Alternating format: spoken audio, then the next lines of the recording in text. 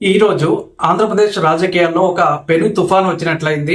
నిన్నటి వరకు ఒక ఎత్తు, ఈ రోజు పవన్ కళ్యాణ్ నిడదవోలులో చేసిన ప్రసంగం మరో ఎత్తు.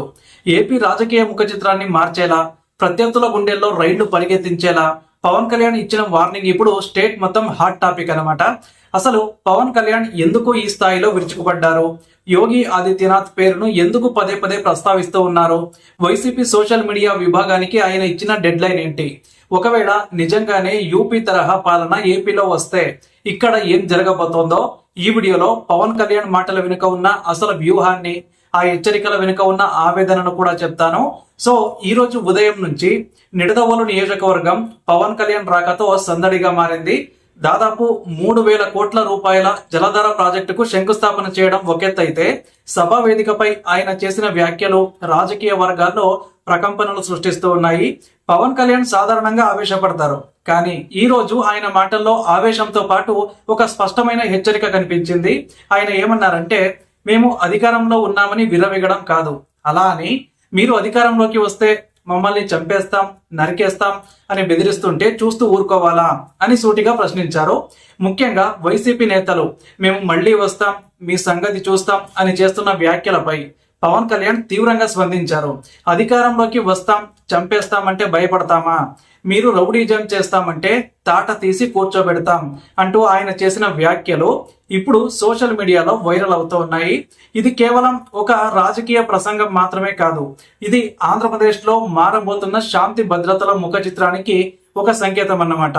ఇప్పుడు యోగి ఆదిత్యనాథ్ రూల్స్ ఏపీలో ఎందుకు రావాలి? పవన్ కళ్యాణ్ తన ప్రసంగంలో ఒక కీలకమైనటువంటి పేరునైతే ప్రస్తావించారు.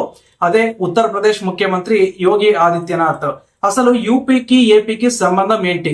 పవన్ కళ్యాణ్ ఎందుకు యోగి మోడల్ కావాలనుకుంటున్నారు? యోగి ఆదిత్యనాథ్ పాలనలో నేరస్తులకు, అలాగే మహిళలను వేధించే వారికి సింహ స్వప్నం లాంటి చట్టాలున్నాయి. అక్కడ ఎవరైనా సరే తప్పు చేస్తే బుల్డోజర్లతో ఇళ్లను కూల్చేయడం, లేదా వారిపై కఠినమైన శిక్షలు అమలు చేయడం చూస్తూ ఉన్నాం. పవన్ కళ్యాణ్ ఉద్దేశం ఏంటంటే, ఏపీలో కూడా నేరం చేయాలంటే భయపడే పరిస్థితి రావాలి. కాలుకు కాలు, కీలుకు కీలు తీసేస్తేనే వీరికి బుద్ధి వస్తుంది అని పవన్ అన్న మాటలు యోగి స్టైల్ ఆఫ్ పోలీసింగ్ ని మనకు గుర్తు చేస్తూ ఉన్నాయి. ఎవరైతే ఇతరుల వ్యక్తిగత జీవితాలను, అలాగే మహిళలను కించపరుస్తూ సోషల్ మీడియాలో పోస్టులు పెడుతున్నారో వారిపై కఠినమైన చర్యలు తీసుకోవడంలో పోలీసులు వెనుకాడకూడదని ఆయన డిమాండ్ చేస్తున్నారు. అంటే చట్టం అంటే భయం లేని వారికి యోగి ట్రీట్మెంట్ ఇస్తేనే సెట్ అవుతారని ఆయన బలంగా నమ్ముతూ ఉన్నారు. అలాగే గత కొన్నాళ్లుగా సోషల్ మీడియా వేదికగా సాగుతున్న అసభ్యకర పోస్టులపై పవన్ కళ్యాణ్ అత్యంత ఆగ్రహంగా ఉన్నారు. ముఖ్యంగా విదేశాల్లో, మెయిన్ గా దుబాయ్, సింగపూర్ వంటి దేశాల్లో ఉండి ఫేక్ ఐడీలతో ఏపీలోని నాయకులను, వారి కుటుంబాలను టార్గెట్ చేస్తున్నారని పవన్ కళ్యాణ్ విరుచుకుపడ్డారు. సోషల్ మీడియాను అడ్డు పెట్టుకొని విదేశాల్లో దాక్కున్నా కూడా వదిలిపెట్టే ప్రసక్తి లేదు, గీత దాటి మాట్లాడవద్దు అని ఆయన స్ట్రాంగ్ వార్నింగ్ ఇచ్చారు. అంతేకాదు వైసీపీ సోషల్ మీడియా కార్యకర్తలు మరియు ఆ పార్టీ నేతలు చేస్తున్న వ్యక్తిగత విమర్శలు హద్దులు దాటుతున్నాయని పవన్ ఆవేదన వ్యక్తం చేశారు. గతంలో అసెంబ్లీలో కూడా ఆయన సోషల్ మీడియా అబ్యూజివ్ కార్టెల్ గురించి మాట్లాడారు. అండ్ ఈ రోజు ఆయన ఇచ్చిన వారిలో ఒక విషయం అయితే స్పష్టమైంది. ఇకపై కేవలం కేసులు పెట్టడం మాత్రమే కాదు, వారిని సమాజంలో తలెత్తుకోకుండా చేసేలా కఠినమైన నిబంధనలు రాబోతూ ఉన్నాయి. ఇప్పటికే 680 మందికి పైగా నోటీసులు ఇచ్చామని, చట్టం తన పని తాను చేసుకుపోతుందని చెప్తూనే ఆ చట్టానికి యోగి రూల్స్ తోడైతే ఫలితం ఎలా ఉంటుందో ఆయన కళ్లకు కట్టారు. ఒకవేళ యోగి రూల్స్ ఏపీలో వస్తే ఏం జరుగుతుంది? ఇప్పుడు మనందరి మనసులో ఉన్న ప్రశ్న ఇదే. ఒకవేళ పవన్ కళ్యాణ్ కోరుకున్నట్లు యోగి ఆదిత్యనాథ్ తరహా చట్టాలు ఆంధ్రప్రదేశ్ లో అమల్లోకి వస్తే ఏం జరుగుతుంది? మొదటిది, నేరస్తులలో భయం. యూపీలో లాగా నేరస్తులు పోలీస్ స్టేషన్ కు వచ్చి లొంగిపోయే పరిస్థితి వస్తుంది. రాజకీయ అండ చూసుకుని రెచ్చిపోయే సోషల్ మీడియా ట్రోలర్లు తమ అకౌంట్లను డిలీట్ చేసుకుని పారిపోయే పరిస్థితి ఏర్పడుతుంది. అండ్ రెండవది, ఆస్తుల జప్తు. ప్రభుత్వ ఆస్తులను ధ్వంసం చేసినా లేదా అల్లర్లకు పాల్పడినా వారి ఆస్తులను జప్తు చేసి నష్టపరిహారం వసూలు చేసే విధానం అయితే అమలవుతుంది. అండ్ మూడవది, మహిళల భద్రత.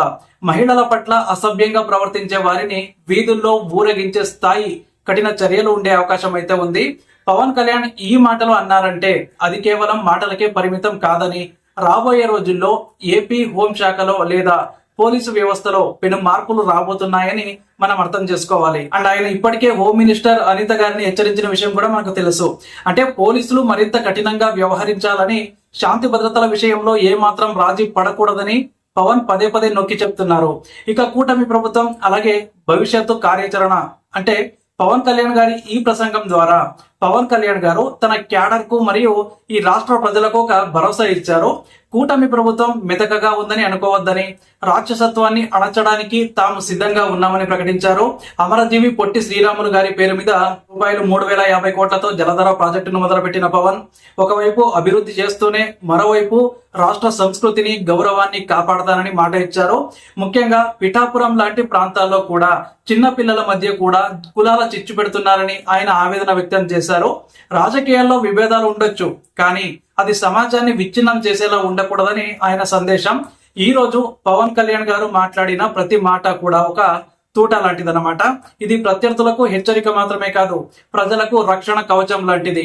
ఈ రోజు పవన్ కళ్యాణ్ ప్రెస్ మీట్ మరియు ప్రసంగం చూస్తుంటే ఆంధ్రప్రదేశ్ రాజకీయాల్లో ఒక కొత్త అధ్యాయం మొదలైందనిపిస్తుంది. విమర్శలను స్వీకరించవచ్చు, కానీ వికృత చేష్టలను భరించలేమని ఆయన స్పష్టం చేశారు.